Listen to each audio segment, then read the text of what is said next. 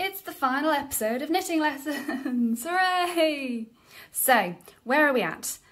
We should have ribbing on the neckline until the collar measures 12 centimetres, and as predicted, I've run out of wool when mine's this long, but I'm okay with that. I quite like a shorter collar rather than a roll neck. So all we have to do now is we have to bind off in pattern, and you've done that before. You did the bind off with the armpits. So just to remind you, what we do is we carry on with our pattern, but once we've done 2 stitches, we pull that one over the most recent one, and then we knit another one and we pull that one over. So you just keep doing this, knitting one and then passing the last stitch over. So I'll go round and finish this, and then I'll show you what our next step is. I forgot to say, make sure it's nice and loose. So don't pull too tightly, have lots of room so that your neck is stretchy.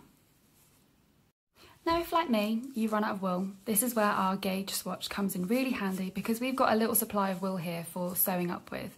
So it wouldn't be enough to sew up the sides if this was a jumper that we knitted as separate pieces and to sew together, but for our little armpits, this is probably the perfect amount of wool. So just unpick it, find where you cast off, and then just unpick it and unravel it to get all the wool back.